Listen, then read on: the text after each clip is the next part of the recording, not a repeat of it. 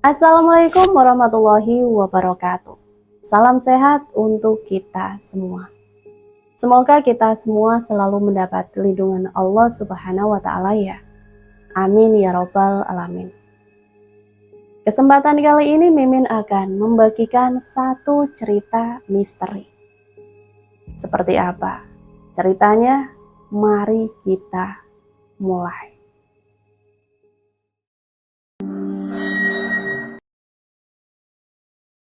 Suara pintu kos-kosan agak sempit terdengar dibuka oleh seorang gadis muda usia 20 tahunan. Namanya Deswita Putri. Rambutnya panjang terurai, tapi tampak kusut siang ini. Wajahnya juga sama, cemberut dan tampak kurang mengkilat. Beberapa kali dia usapkan tisu yang sejak dari luar digenggamnya. Warna gelap di kertas putih tersebut menandakan sudah diusapkan beberapa kali di dahi dan pipinya. Kasur lantai yang sudah tampak kempes dijadikannya tujuan utama. Dibaringkan tubuh langsingnya yang kemudian mencoba memejamkan mata. Terpejam lalu terbuka kembali, menggigit bibir lalu memiringkan tubuh ke kanan dan ke kiri. Bodoh, bodoh, bodoh. Suaranya pelan namun ditekan, seperti amarah yang hendak diluapkan tapi ditahan. Dia lalu duduk dan memegang kedua kepalanya yang diselipkan di kedua lututnya. Tampak raut keputusasaan yang teramat dalam sedang menghinggapi gadis itu. Dia bekerja sebagai wartawati, salah satu majalah remaja di Surabaya. Walau itu bidang yang diminatinya, tapi entah mengapa tak satupun berita yang menjadi hit atau istilah lainnya tidak laku bagi konsumen. Imbasnya dia sekarang diberhentikan alias dipecat. Gaji yang tak seberapa membuatnya hidup serba kekurangan. Apalagi sekarang dia tidak berpenghasilan sama sekali. Mau makan apa nanti dan besok? Itu yang mungkin membuat kepalanya hampir meledak. Belum ditambah SMS dari ibunya yang mengabarkan butuh uang untuk biaya sekolah adik-adiknya, biaya kos bulan ini dan lain-lain. Tuhan, mungkin memang benar kata ibu. Aku seharusnya menikah saja biar tidak sepusing sekarang ini, katanya sambil menatap tembok yang dipenuhi poster-poster artis Bollywood. Impian sejak kecil gadis itu memang menjadi wartawan. Karena dalam benaknya mengambil profesi seperti itu sangatlah menantang. Bisa mengamati orang lain atau yang disukainya itu. Ya mungkin uanglah yang menjadi pesaing antara kesenangan versus kebutuhan. Mencari berita itu mudah, tapi mencari berita yang menghasilkan uang itu ternyata kebalikannya. Sangat sulit, apalagi dengan persaingan yang semacam sekarang ini. Bisa-bisa ya jadi seperti dia, harus siap-siap didepak jika kurang kreatif. Setumpuk majalah dan artikel surat kabar yang dikumpulkannya tak bisa menjadi tambahan ide untuk berita selanjutnya. Alah, lagi pula aku sudah dipecat ini. Buat apa lagi aku sibuk kesana kemari mencari bahan? Toh gak ada gunanya. Dia sudah tampak tak ingin meneruskan cita-citanya sebagai seorang wartawan. Dibutuhkan S1 akuntansi untuk karyawati Bank Perkreditan Rakyat. Syarat yang kedua harus berpenampilan menarik. Ah, gak cocok.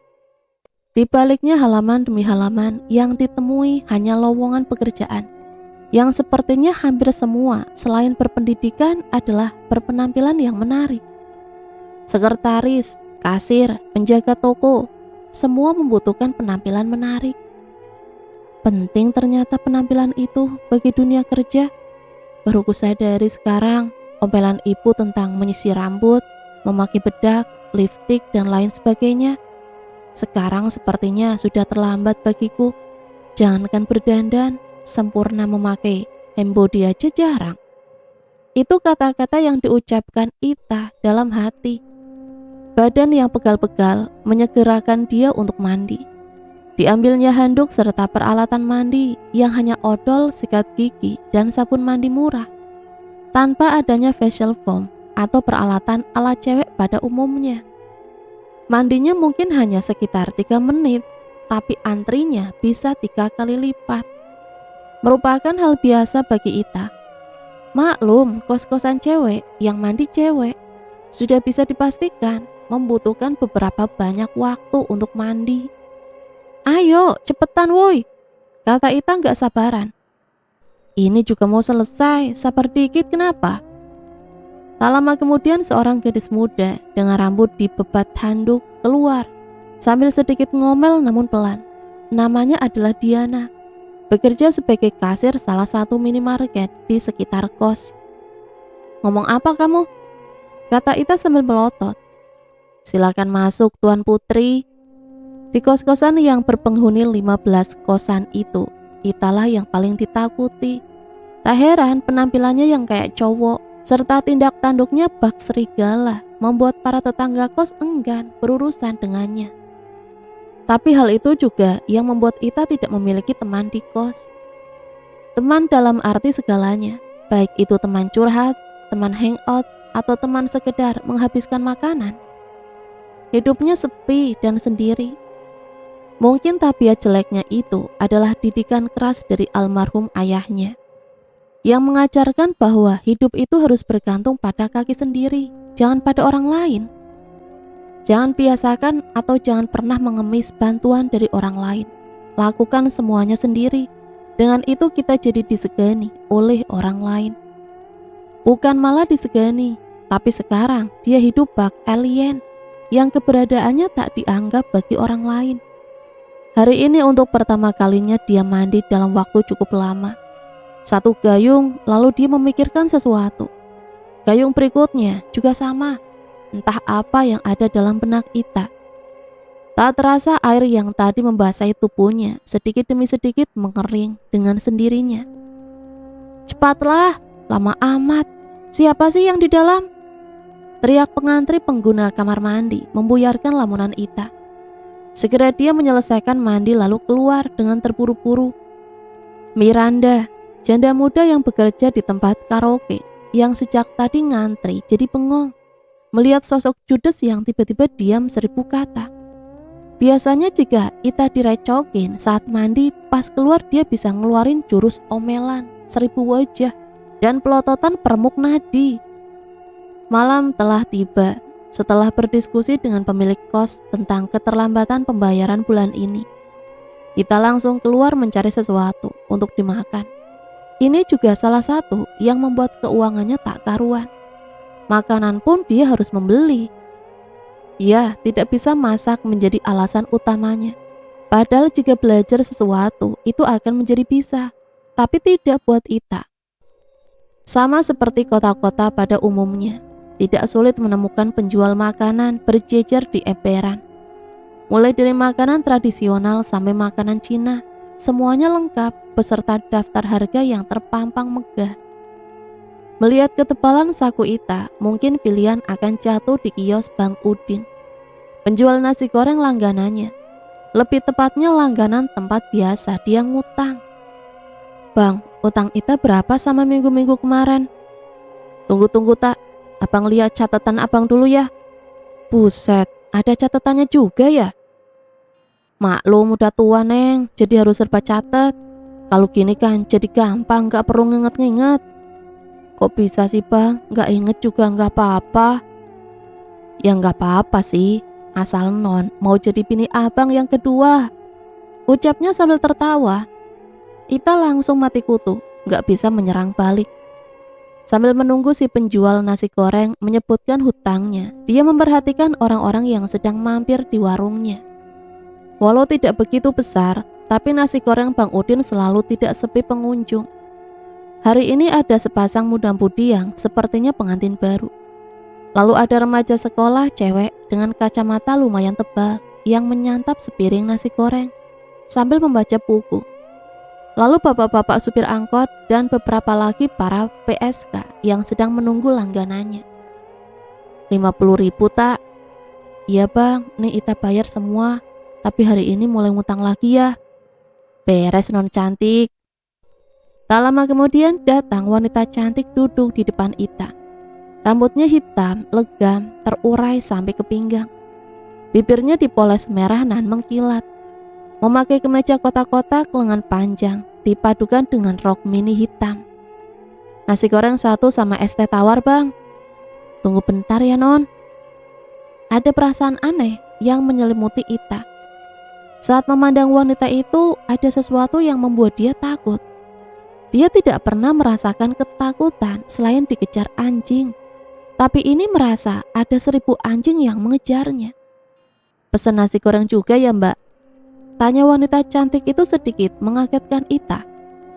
Ita hanya mengangguk sambil tersenyum. Dia sedikit malu lalu menundukkan kepala sambil mengepal-ngepalkan kedua tangannya. Bang Udin yang telah selesai membuatkan nasi goreng untuk Ita segera menyiapkan piring dan menyuguhkan tepat di depan mantan wartawati tersebut. Pelan-pelan ya, Neng, masih panas. Tahu, Bang, kayak anak kecil aja pakai dikasih tahu. Ya siapa tahu saking laparnya langsung comot aja. Setelah selesai dengan pesanan itu, Bang Udin lalu segera menyiapkan sepiring nasi goreng pesanan wanita cantik yang duduk di depan Ita. Aku duluan ya, Mbak. Iya, Mbak, silahkan, jawab wanita itu dengan lembut. Sesendok demi sesendok Ita makan pelan-pelan, tak ingin cepat habis, karena mungkin besok dia sudah tidak mampu membeli nasi goreng ini. Dompetnya yang kian hari kian menipis membuatnya harus ekstra hemat. Kebiasaannya jajan di jalan sepertinya untuk sementara harus dikurangi atau dihentikan untuk sementara. Timbul niat untuk belajar masak, walau itu sekedar nasi dan tempe goreng. Gak apa-apa, yang penting dia tidak mati kelaparan. Tiba-tiba nada dering HP berbunyi, bunyi yang semakin kencang saat wanita yang duduk di depannya mengeluarkan ponsel pintar dari tas kecil yang digenggamnya. Sebentar dia melihat layar yang kini menyala-nyala, lalu ditaruhnya di dekat kuping sambil berkata, "Halo?" Tak tahu persis apa yang sedang dibicarakan wanita itu. Sepertinya ada sesuatu yang gawat. Terlihat dari mimik mukanya yang tiba-tiba melotot, dahinya berkerut, serta bibirnya bergetar setiap kali menjawab obrolan via HP tersebut. Tak lama kemudian dia berdiri menghampiri Bang Udin dan memberikan uang sebelum pesanannya selesai dibuat. "Ini uangnya, Bang, nanti saya kesini lagi ya, ingin menemui teman saya dulu." Dengan terburu-buru dia memberikan uang lembar ke saku kemeja Bang Udin, lalu bergegas pergi. Iya, Neng. Masih sambil dengan HP di telinga kanannya, dia terburu-buru menyeberang jalan lalu lenyap di gang. Wanita karir kali, Bang, jadi buat makan saja nggak ada waktu. Untung apa nggak punya bini kayak dia. Kalau punya bini wanita karir, aduh, bisa-bisa buat pupuk berdua aja susah. Yang gak usah pupuk, Bang, melek terus saja ngikutin bini abang kemana-mana. Setelah matang, Bang Udin lalu mengambil kertas minyak dari laci sebelah atas gerobaknya. Lalu dituangkan pelan-pelan nasi yang sudah dibayar tadi, ditinggal oleh pembelinya tadi. Dibungkusnya dengan rapi lalu diikat dengan karet gelang 2 kali belitan. Setelah selesai, pria yang sudah 10 tahun berjualan nasi goreng itu meraba sakunya. Lalu diambil uang yang diselipkan wanita cantik tadi. 100.000, ucap Bang Udin kaget. Kenapa, Bang? Uangnya kurang? Enggak, malah lebih nih. 1 jam, 2 jam, wanita itu tak kunjung kembali. Warung Bang Udin sudah sepi, dagangannya sudah habis. Tidak ada lagi pelanggan yang makan di sana. Jam sudah menunjukkan pukul 2 pagi. Hanya dia dan Ita yang duduk kedinginan sambil sesekali menguap. Mata mereka sudah merah. Secangkir kopi tampaknya tak mampu membendung rasa kantuk yang menggelayuti 2 insan itu. Dia nggak kembali mungkin, Bang. Ini udah hampir subuh, pulang aja. Mungkin besok dia kesini lagi. Iya kayaknya, mata abang sudah ngantuk banget nih. Udah terlanjur abang bungkus tadi. Neng makan saja, biar nggak mubazir. Tapi udah dingin. Rezeki emang nggak kemana, tutur Ita.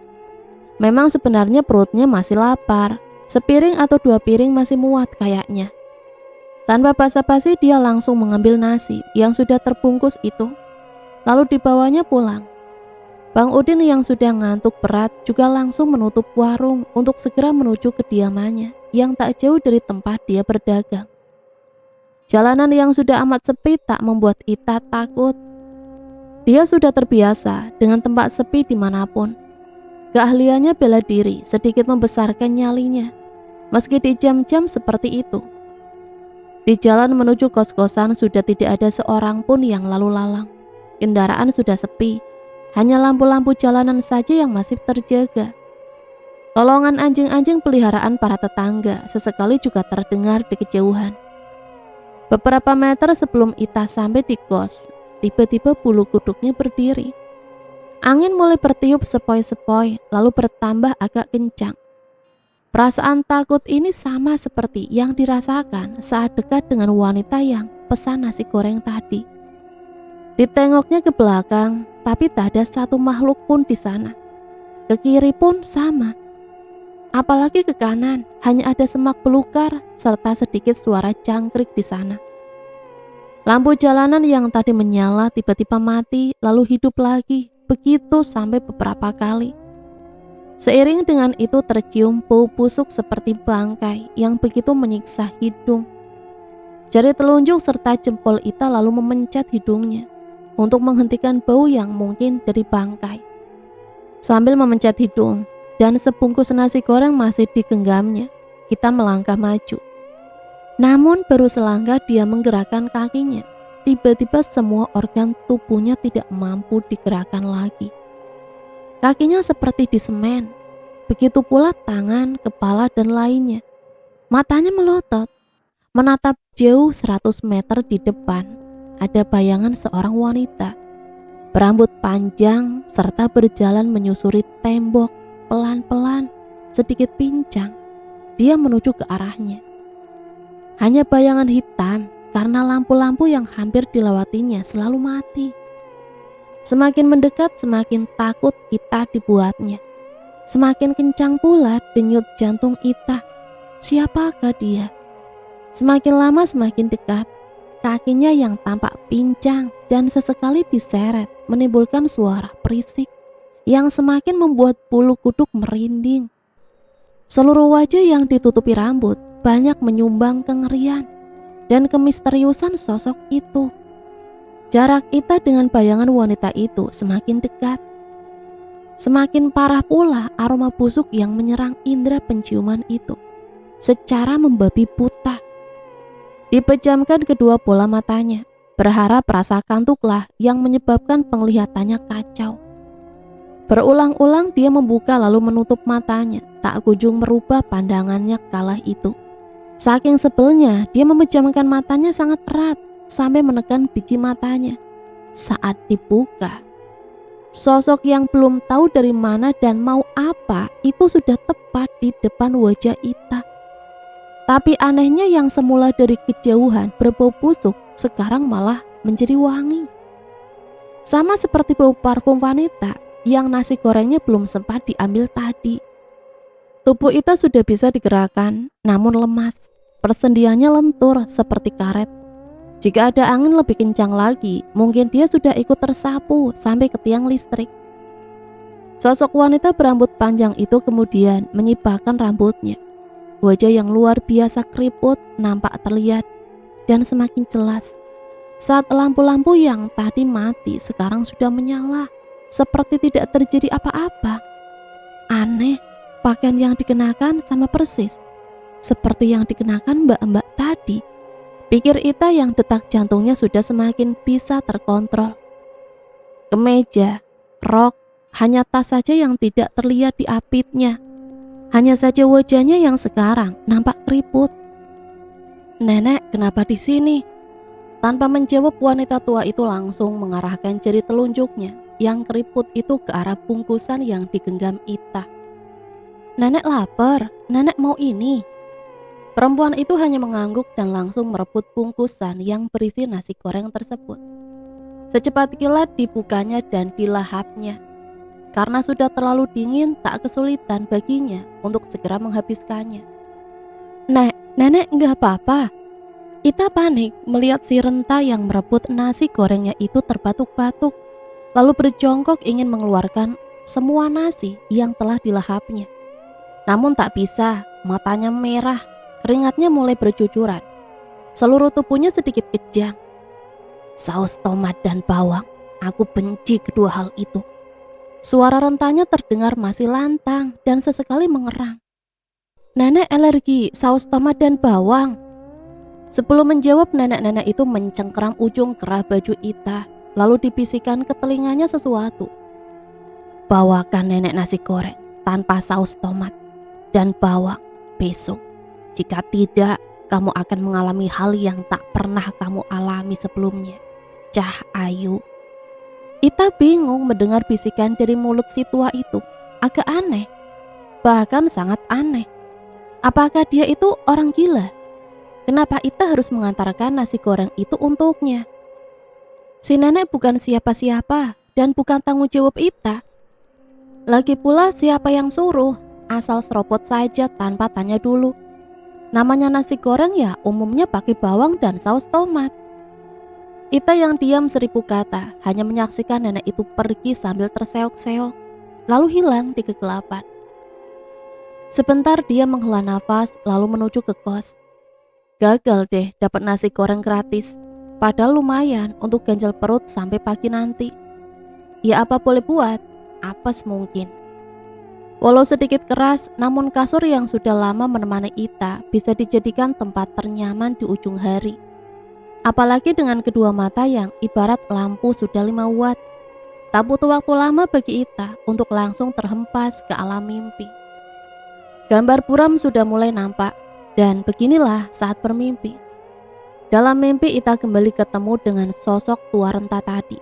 Dan ternyata apa yang diocehkannya masih sama. Antarkan nasi goreng tanpa saus tomat dan bawang ke rumahku. Enak saja, rumah Anda saja aku nggak tahu di mana. Lagian apa urusanku? Kamu bertanggung jawab. Kamu mengambil barangku. Kamu harus ganti. Salah situ sendiri yang nggak diambil. Kalau mau minta ganti sama Bang Udin sono. Jangan ke aku. Aneh. Kamu yang minta aku melakukan ini. Memang orang peyot kayak Anda bisa apa? Bisa ini. Dia meludahi wajah Ita sekali lalu menghilang. Kejadian dalam mimpi itu membuat Ita terbangun. Kaget lalu mengucek-ngucek matanya. Terlihat jam masih pukul 8 pagi lalu ia melanjutkan tidur.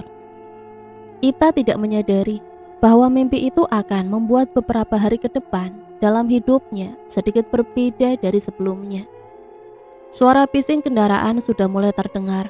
Klakson motor mobil serta sedikit teriakan dari kernet angkot membuat Ita terbangun dari tidurnya. Suara perut alarm tanda lapar sudah datang juga, sudah terdengar dari perutnya. Hanya beberapa teguk air mineral yang sekarang sudah habis sebagai ganjal isi perut sementara. Karena melihat tidak ada sebatang biskuit pun, akhirnya dia memutuskan untuk menuju ke kamar mandi. Diambilnya handuk bermotif wayang, lalu dikalungkan di leher. Sambil bersiul dia menuju ke kamar mandi. Sedikit aneh dalam pikirannya.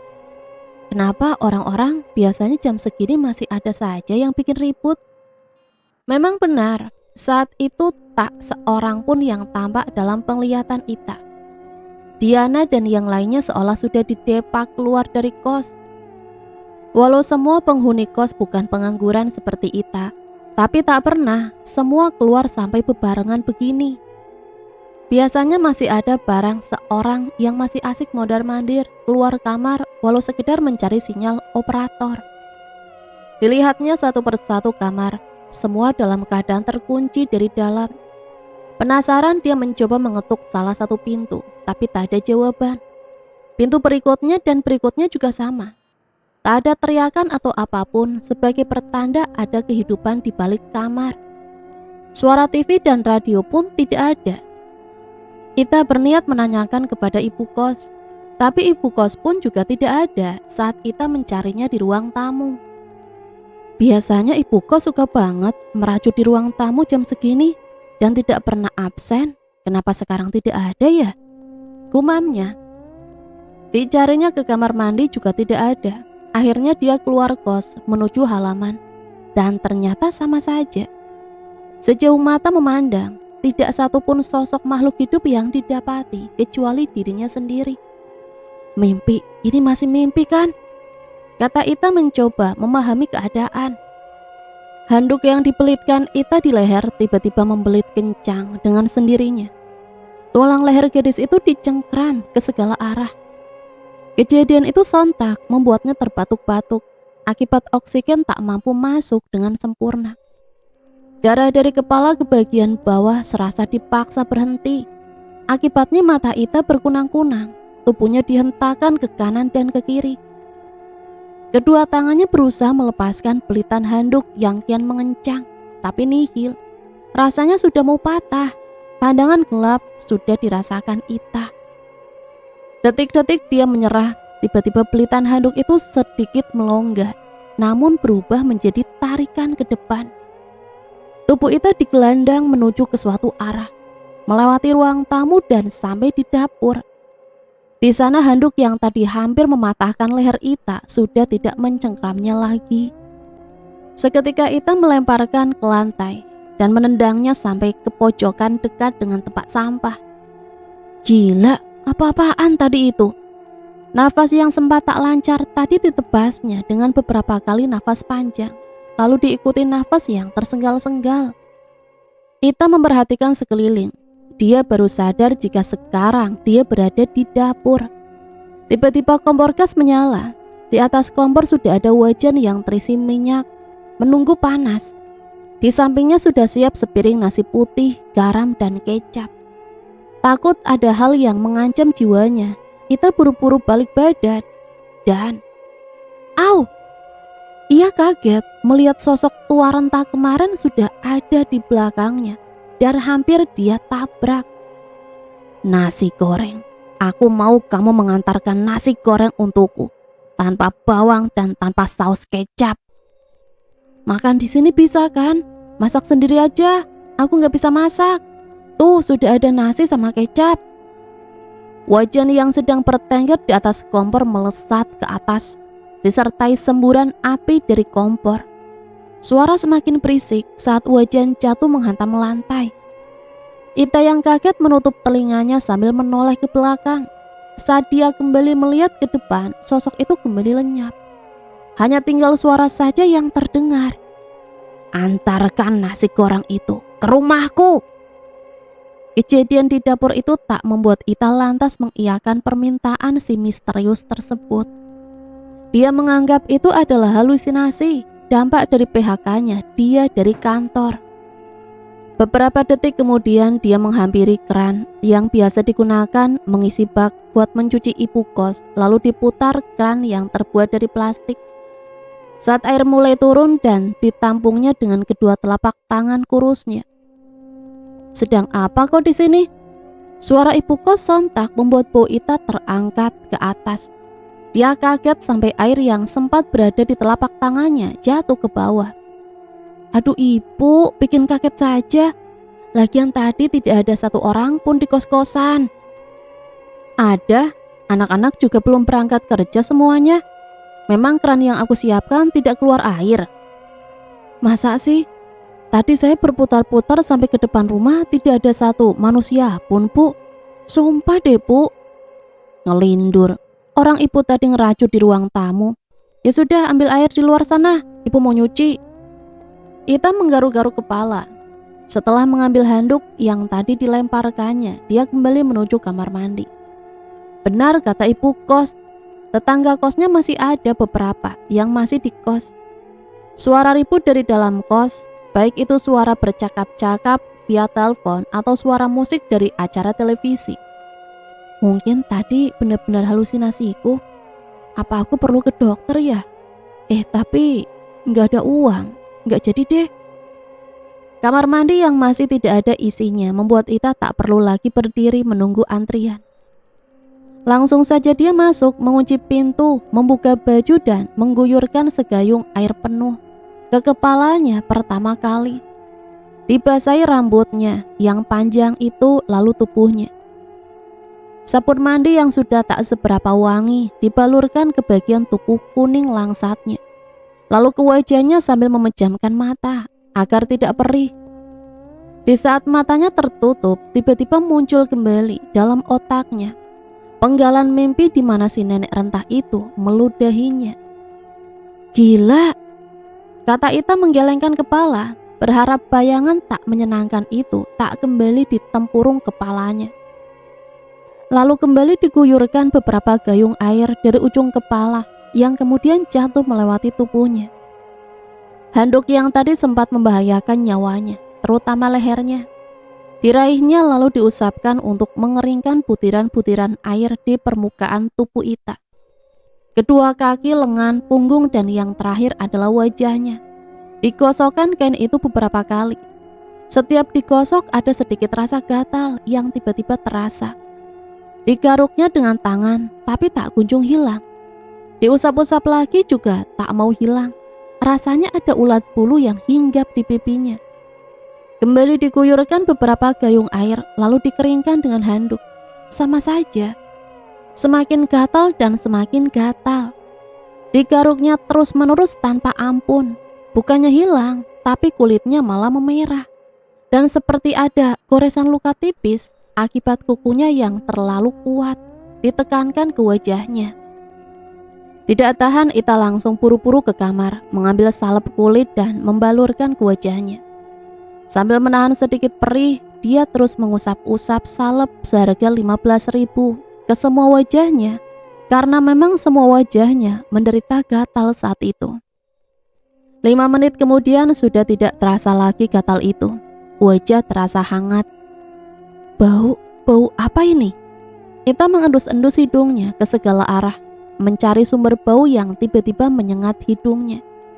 Bau yang sama seperti saat pertama kali bertemu dengan sosok nenek itu. Sekarang kembali diciumnya, tapi di mana asalnya, dia tidak mampu menemukan arah bau itu. Dia bangkit dari duduknya, mencari ke lemari, serta sampah plastik yang ditampungnya dalam kardus di pojokan kamarnya. Tapi di sana juga tidak ada hal yang bikin bau. Tak tahan dia menuju keluar, siapa tahu asal muasal kebusukan itu berada di kamar sebelah. Kamar Diana adalah kamar paling dekat, tapi si empunya sudah berangkat kerja. Diarahkan penciumannya ke lubang pintu. Beberapa kali endusan membuatnya yakin tidak berasal dari kamar ini. Selanjutnya kamar Miranda. Sebelum dia mendekatkan hidung ke pintu janda karaoke, sang pemilik kamar tiba-tiba membuka pintu. Ngapain? Ih, bau apa ini? Kata Miranda yang rupanya juga mencium bau yang sama. Iya, aku juga mencium bau yang sama. Ini lagi mencari arah sumbernya. Miranda sebentar mengamati Ita dengan mata memicing seperti kucing, sedang tangannya masih menggenggam kenop pintu. Ita yang masih mencari sumber bau menggerakkan kepalanya ke sana kemari seperti antena yang mencari sinyal. Non, kamu udah mandi belum hari ini? Atau mungkin beberapa hari ini? Kayaknya bau itu berasal dari kamu deh, kata Miranda yang kini sambil menutup hidungnya. Ita yang gampang tersinggung berkacak pinggang. Dengan suara agak lantang dia menyanggah. Enak aja. Walau aku gak suka dandan, tapi aku paling rajin yang namanya mandi. Ini aja rambutku belum kering. Lalu wajahmu kenapa? Kusem begitu, seperti gak pernah mandi puluhan tahun.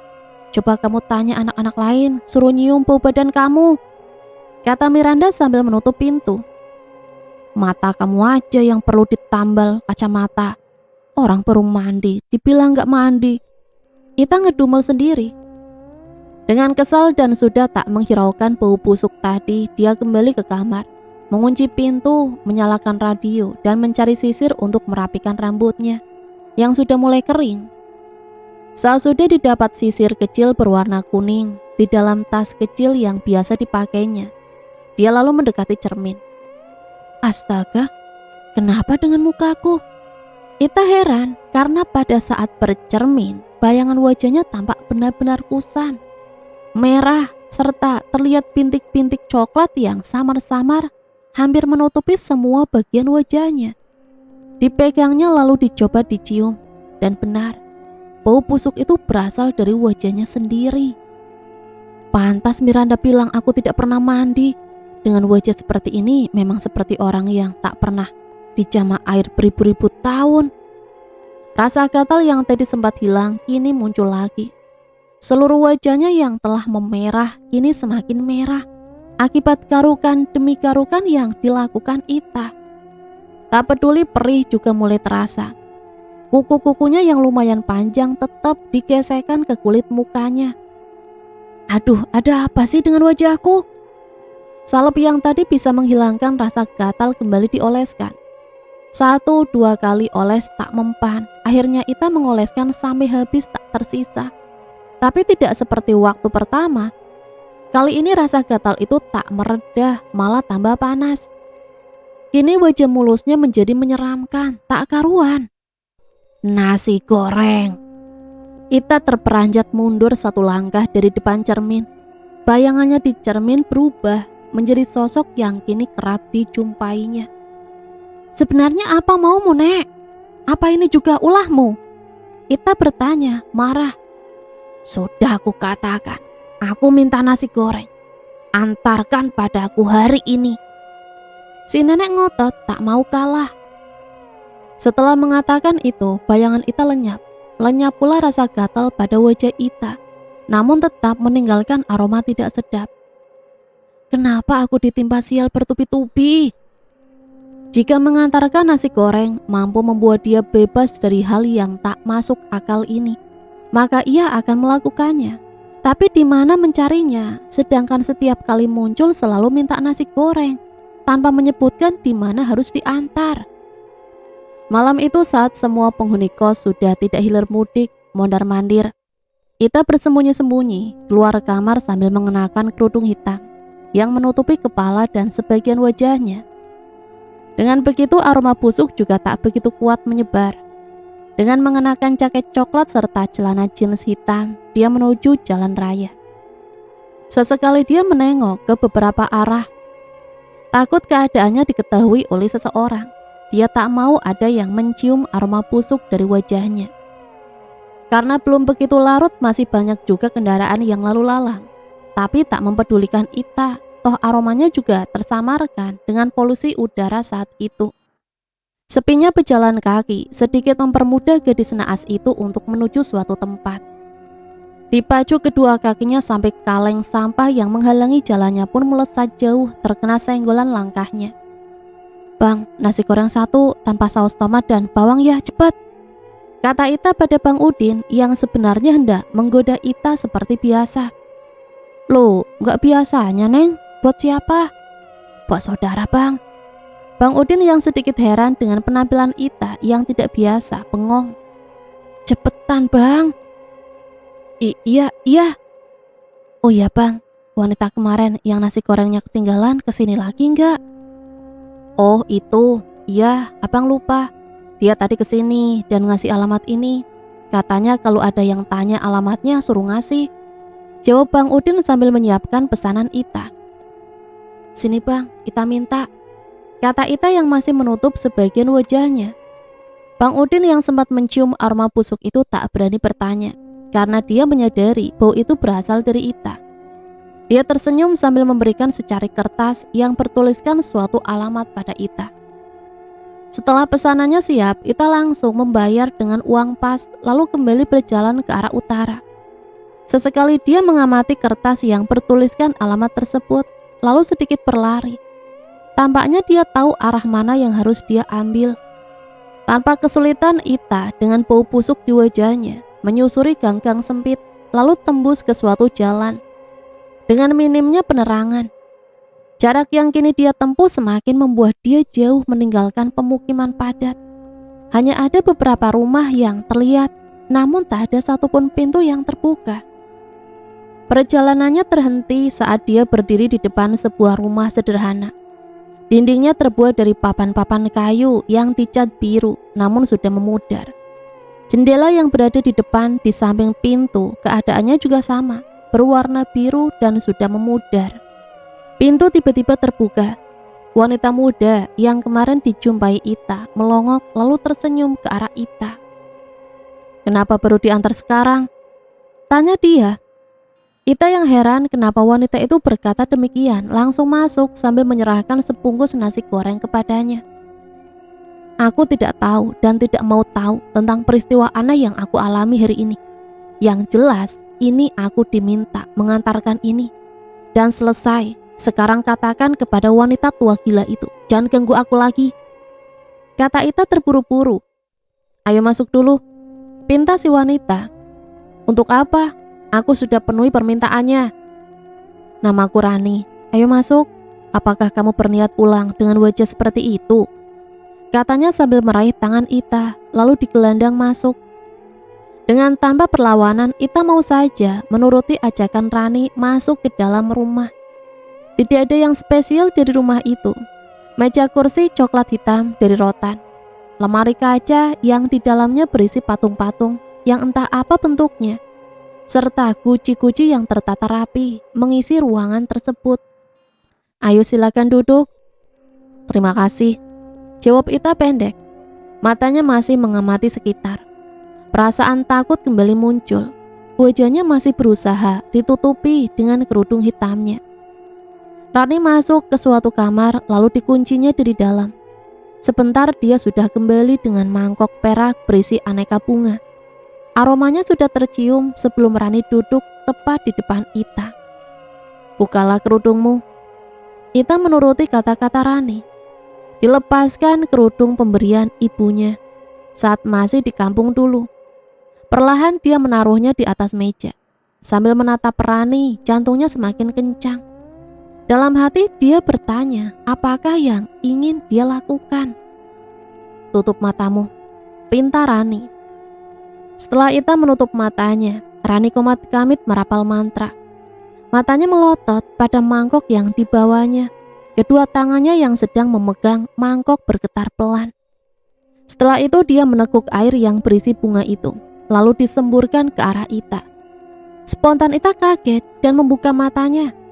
Saat membuka, tiba-tiba wajahnya terasa panas. Panas, panas, aduh panas. Pakai air ini dan cuci mukamu.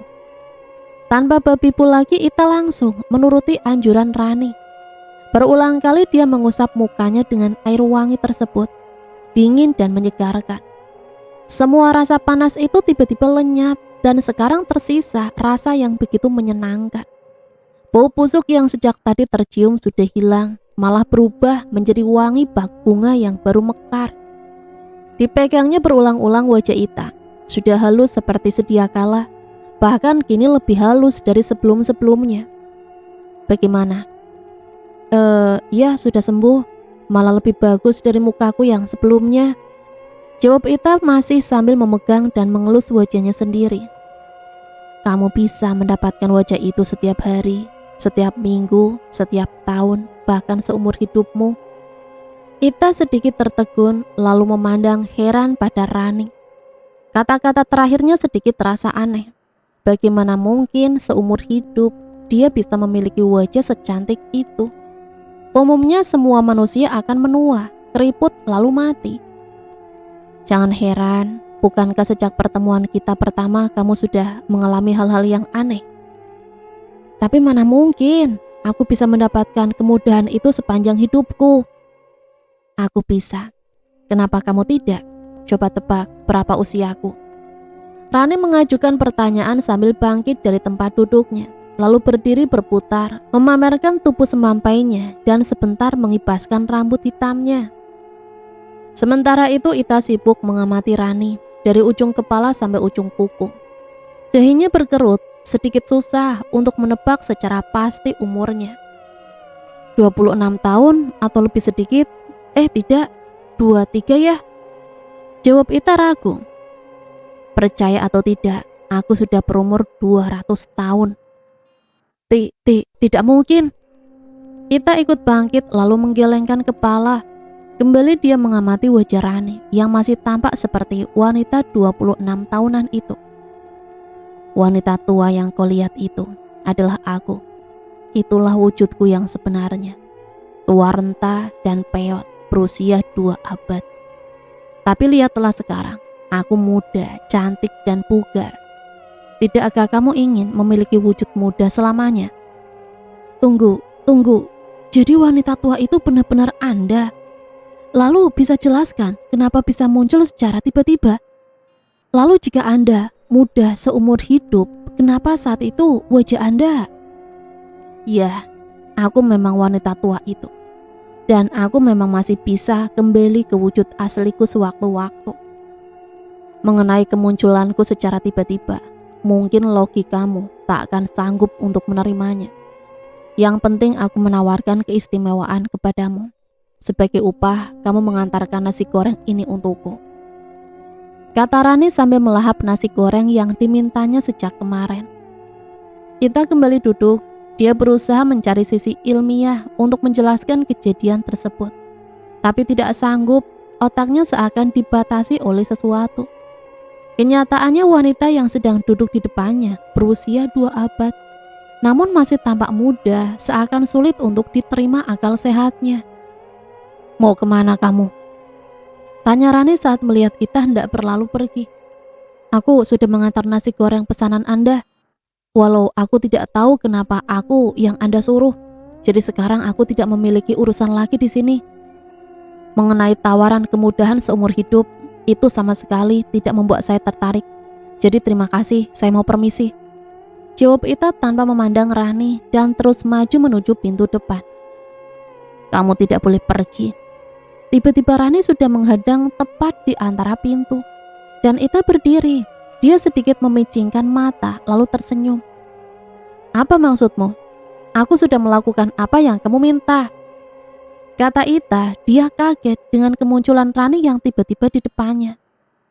Belum semua. Aku masih belum memberikan imbalan padamu. Rani berjalan mendekati Ita, lalu didekatkan wajahnya ke pipi Ita sambil mengamati dia dari dekat. Maaf, aku tidak berniat. Aku ikhlas mengantarkan nasi goreng itu sukarela. Tak usah memberikan apa-apa. Kedua kakinya mundur pelan-pelan, menjauhi sosok Rani yang muncul, menyebarkan hawa menakutkan itu. Aku memaksamu untuk menerima imbalan yang aku berikan. Lanjut Rani terus memaksa. Tidak, aku juga memaksa menolak hadiah yang ingin kau berikan padaku. Tidak ada yang bisa memaksaku, Nona cantik. Mau tidak mau menerimanya. Rani berteriak kencang di depan Ita. Angin kencang yang entah dari mana tiba-tiba bertiup mendorongnya sampai jauh ke belakang, menabrak 3 pintu lalu mendarat di sebuah ranjang. Ita terbatuk-batuk, sepertinya dia menghirup debu. Tubuhnya yang terpelanting jauh sedikit nyeri. Dibuka matanya. Dia sekarang sudah berada di sebuah ranjang yang kira-kira sudah berusia sama dengan usia Rani sebenarnya. Rangka ranjang itu terbuat dari besi, di atasnya terdapat langit-langit yang disokong oleh besi bundar, berdiameter 3 cm di keempat sisinya. Ranjang tersebut juga memiliki kelambu berwarna hitam legam terurai sampai ke lantai. Dasar bodoh, mau dikasih enak malah menolak. Ini sudah takdirmu, kau tidak bisa mengelak, terimalah sekarang. Teriak Rani yang sudah kembali muncul di depan Ita. Dasar wanita gila, aku tidak mau. Ita berusaha menolak, tapi angin kencang tiba-tiba kembali bertiup.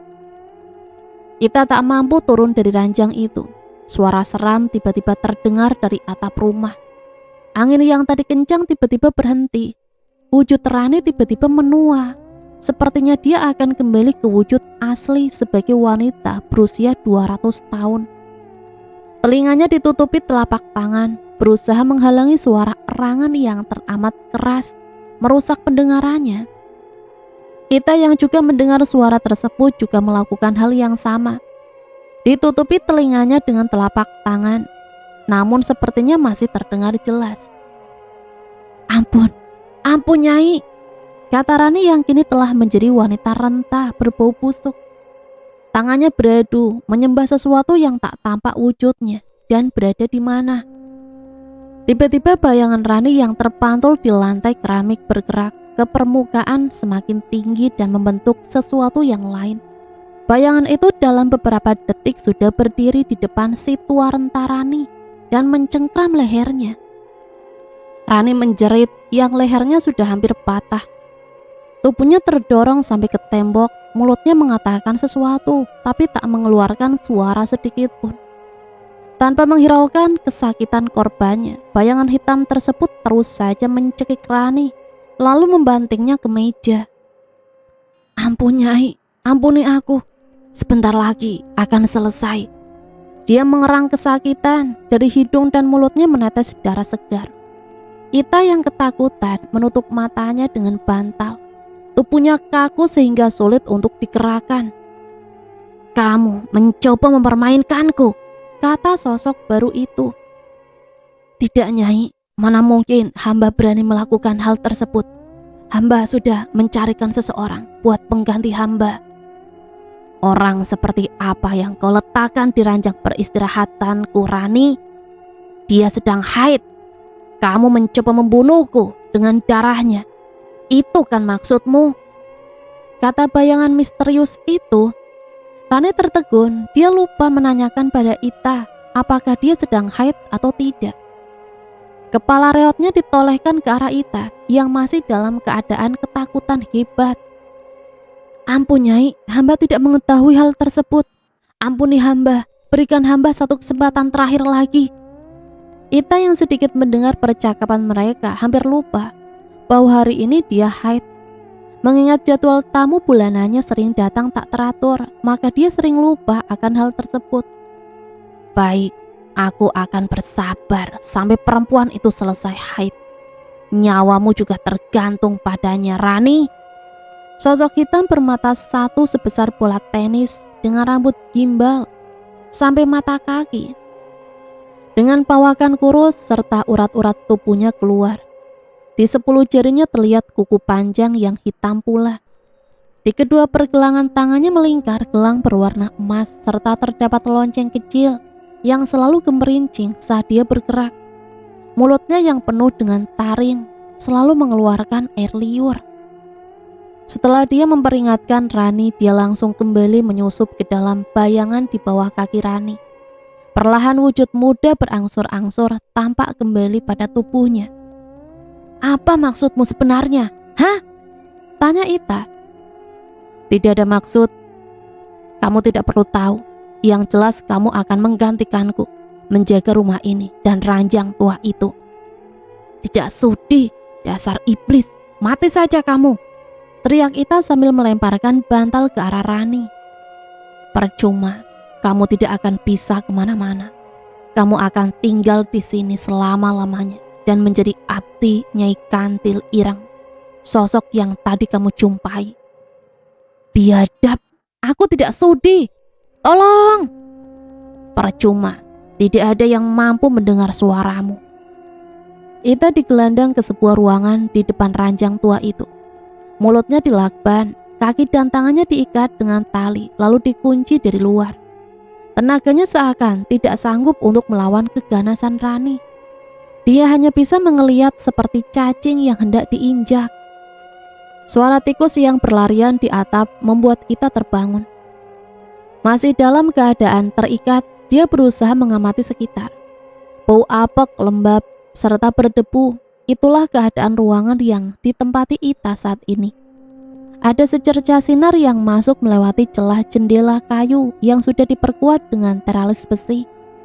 Tidak ada sedikit pun barang yang teronggok di sana sebagai alat untuk membantu memutuskan talinya. Penyesalan mengapa dia kesini tadi malam selalu dia pikirkan. Lebih baik dia berbau busuk dan berwajah jelek daripada dia menjadi abdi setan macam itu. Nasi telah menjadi bubur, pasrah saja. Mungkin sudah tidak ada yang bisa dilakukannya saat ini. Berdoa pun sepertinya tidak manjur. Mengingat selama dia di Surabaya, Ita tak pernah sedikit pun yang namanya beribadah. "Aku janji ya Allah, jika aku bisa keluar dengan selamat, aku akan lebih dekat denganmu Allah." Kondisi Ita yang tangannya terikat ke belakang membuatnya susah bergerak. Akhirnya dia berusaha memindahkan posisi tangannya sedemikian rupa, menarik kedua lengannya melewati pinggul lalu kakinya sehingga sekarang posisi tangannya jadi di depan. Tiba-tiba Ita tersenyum. Dia memiliki sebuah ide. "Untung aku sempat membeli benda ini. Aku kira tak bermanfaat, tapi semoga ini bisa membantuku untuk keluar dari sini," kata Ita sambil memperhatikan sebuah arloji yang melingkar di tangan kirinya. Arloji itu ternyata bukan sembarangan arloji, namun handphone yang didesain untuk dipakai di pergelangan tangan. Memang agak susah mengoperasikannya karena ukuran yang sedikit kecil. Oleh sebab itu, Ita jarang menggunakannya dan memilih menggunakan HP jadul di tasnya yang mungkin sekarang disembunyikan Rani. Susah payah Ita berusaha sedikit melonggarkan ikatan yang membelit pergelangan tangannya. Diputar-putar, ditarik sambil digigit sebisanya. Akhirnya longgar juga. Suara pintu dibuka. "Ini makan. Aku tidak mau kamu mati sebelum hari pergantian kita," kata Rani sambil memberikan sepiring makanan dengan ayam goreng sebagai lauknya dan segelas jus jeruk. "Aku tidak mau makan. Biarkan aku mati kelaparan." "Jangan bikin aku marah. Mau aku menyuapimu dengan kasar? Sebenarnya tidak memberimu makanan juga tidak apa-apa. Tapi mengingat aku masih punya rasa belas kasihan, walau sedikit, aku mau mengantarkan makanan ini untukmu." Ita membisu dan memalingkan muka. Dia menyembunyikan bahwa sebenarnya dia juga benar-benar lapar dan ingin segera melahap makanan yang sudah terhidang di depannya itu. "Sebenarnya apa tujuanmu melakukan ini kepadaku?" tanya Ita. "Sederhana. Aku ingin bebas. Aku ingin bebas dari kutukan ini." "Maksudmu?"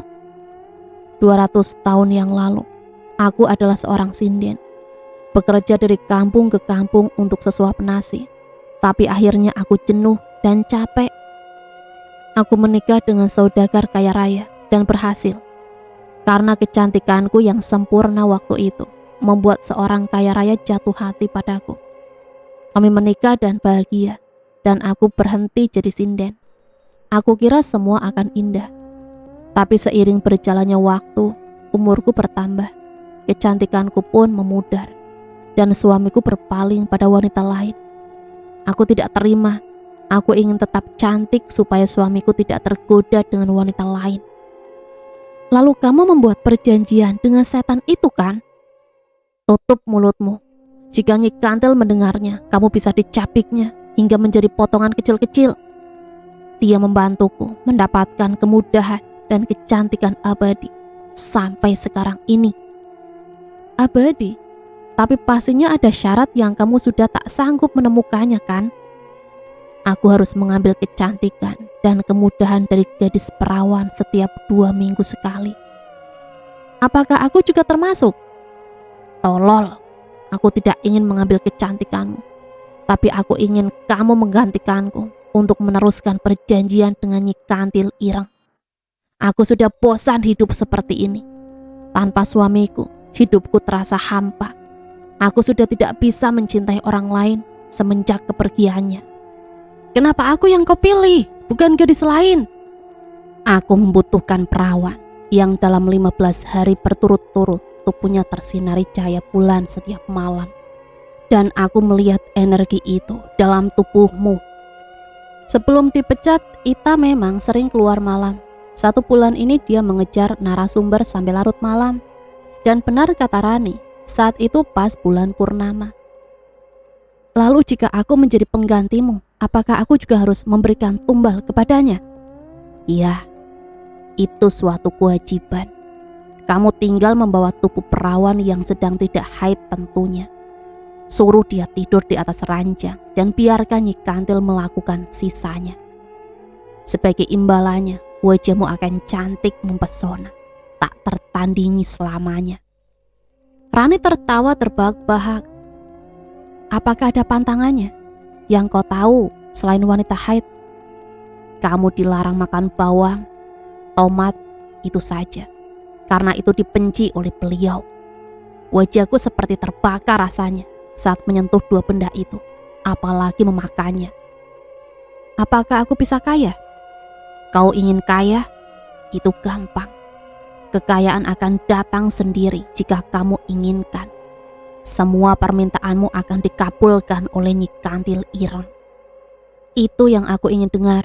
Aku ingin kaya, capek dengan hidup miskin terus. Baguslah jika kamu mengerti, berarti kamu setuju menjadi penerusku. Tapi tunggu, bagaimana nasib gadis yang kamu hisap remajanya itu? Apa dia langsung mati? Atau apakah tidak menimbulkan kecurigaan warga, bahkan polisi? Tidak secepat itu prosesnya. Setiap gadis yang masih perawan yang menjadi korban tidak langsung mendapatkan efek. Awalnya dia akan berubah menjadi cantik yang amat luar biasa, mengalahkan bidadari.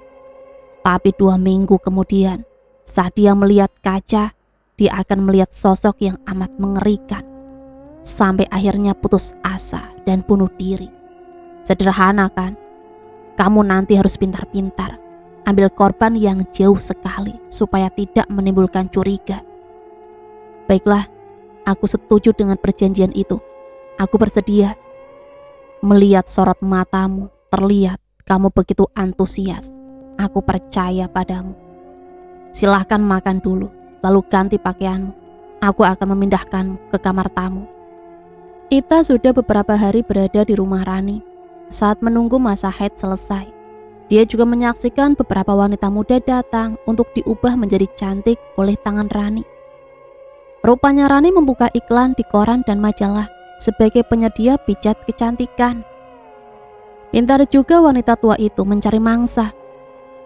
Lingkungan yang hampir tidak mempunyai tetangga membuat Rani leluasa dalam menjalankan usahanya.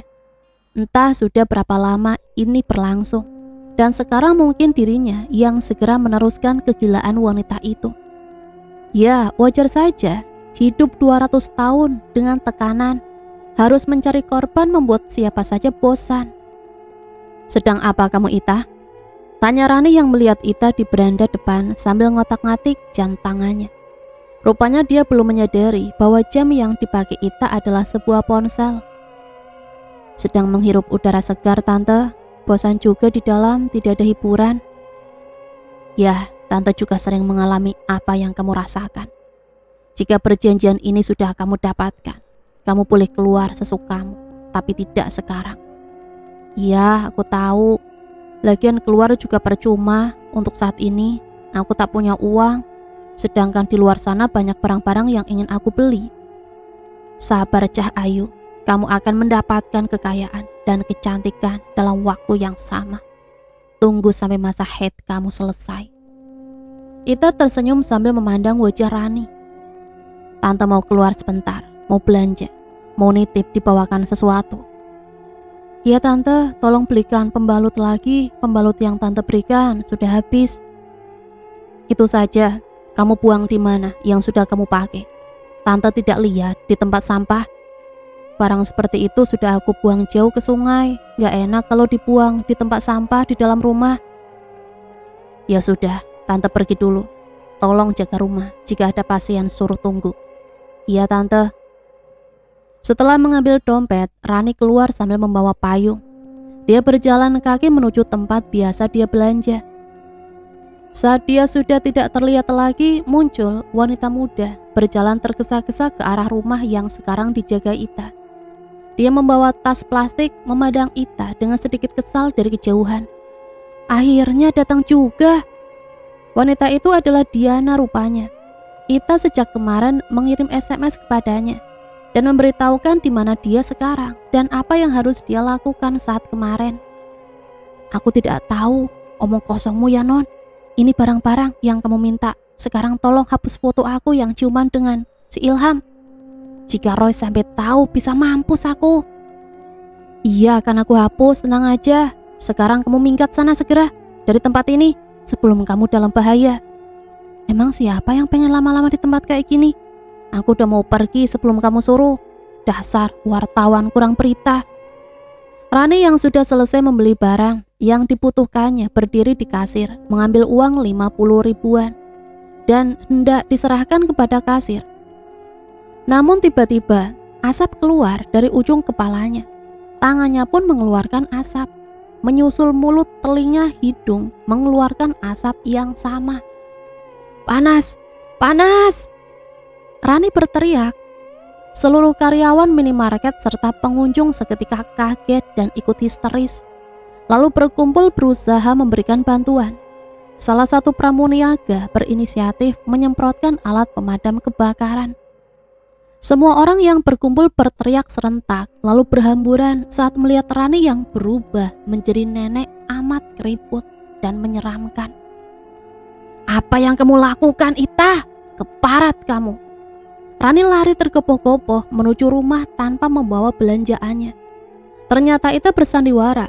Dia berpura-pura menyetujui permintaan Rani, padahal dia merencanakan sesuatu.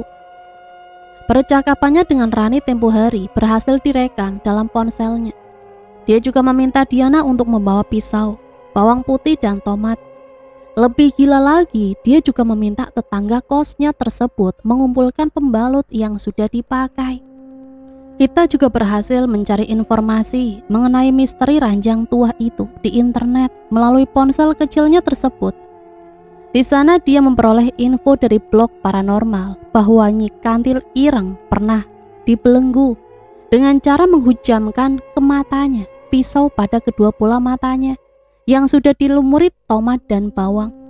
Namun sebelum itu ranjangnya harus dikotori oleh darah wanita haid. "Terkutuk kamu perempuan jalang!" teriak Rani setelah melihat Ita mengotori ranjang tuanya dengan darah haid yang berasal dari pembalut. "Kamu kira aku benar-benar setuju dengan perjanjian itu, nenek peot? Kamu salah besar. Sekarang matilah kau," kata Ita sambil terus melakukan aksinya itu. Rani yang kesakitan berusaha menyongsong Ita dan menghentikannya. Ditariknya rambut Ita ke belakang.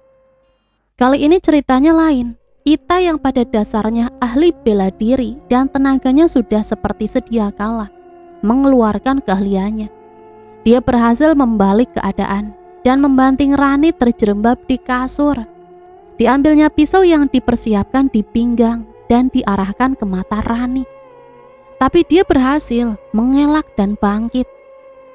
Satu tendangan memutar berhasil menyapu wajah tua Rani yang langsung membuatnya kembali tersungkur. Wajahnya menatap tiang ranjang lalu menghantam lantai. Tak cukup dengan itu, Ita melompat tertumpu pada kasur yang berlumuran darah haid lalu mendarat ke dada Rani. Ita langsung bersiap menghujamkan pisau yang ada di tangannya menuju ke mata Rani. Saat dia ingin melakukannya, tiba-tiba dia dihentikan oleh jambakan tangan dari belakang yang berhasil melemparkannya ke dinding. "Iblis keparat, kini aku akan menghentikanmu," kata Ita yang mengetahui sosok yang melemparkannya adalah Nyi Kantil Ireng. Cakarnya yang tajam disabetkan bertubi-tubi menuju Ita. Dengan sigap Ita melompat menghindari semua serangan makhluk alam lain itu. Kesaktian setan itu mungkin lenyap akibat darah yang kini menghiasi ranjang itu. Sehingga yang dilakukannya hanya menyerang dengan cakar yang membabi buta. Raungan dan erangan terus menggema. Dia seperti juga kesakitan. Sesekali matanya ditutup dan mengeluarkan asap. Ita lengah. Rani yang sudah bisa bangkit kembali memegang kepala Ita. Tangannya juga berhasil membelenggu leher Ita. "Lebih baik kita mati bersama-sama," kata Rani. Sang iblis lalu mengarahkan jarinya ke arah Ita. Dicengkramnya pundak gadis malang itu. Namun tiba-tiba dilepaskan, lalu meronta-ronta mengeliat di lantai.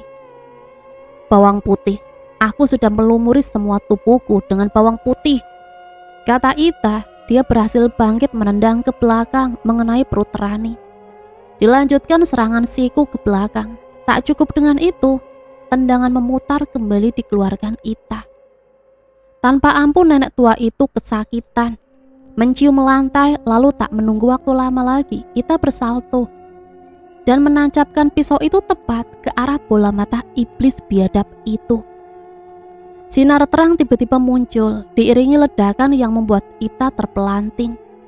Iblis itu lenyap menjadi abu, sementara Rani yang sudah berlumuran darah memandang Ita sebentar, lalu tersenyum dan ikut berubah menjadi abu. Ita yang sedikit nyeri terduduk, tertawa lalu menangis. Dia bersyukur sempat ikut belajar bela diri, dan dia juga bersyukur telah membeli HP berbentuk arloji. Barang yang dikiranya tidak berguna dan menyusahkan saja, kini menjadi penyelamatnya. Beberapa saat sejak kejadian itu, Ita meneruskan profesinya menjadi wartawan khusus bidang paranormal. Pengalamannya membuat dia sedikit tertantang dengan dunia semacam itu. Dunia yang bagi banyak orang merupakan tahayul. Tapi sebenarnya dunia semacam itu masih dipercaya beberapa pejabat, juga sering diamati Ita, melakukan ritual tertentu dan pergi ke paranormal demi kelanggengan jabatannya, atau demi memusnahkan musuh-musuh mereka. Dan cerita selesai sampai di sini. Semoga cerita ini bisa kita ambil pembelajarannya ya, ambil positif dan buang negatifnya. Dan semoga cerita ini bisa menemani hari-hari teman-teman semua. Sampai di sini saya pamit undur diri, mohon maaf apabila banyak salah kata. Sampai berjumpa kembali di cerita-cerita selanjutnya. Matur suwun, wassalamualaikum warahmatullahi wabarakatuh.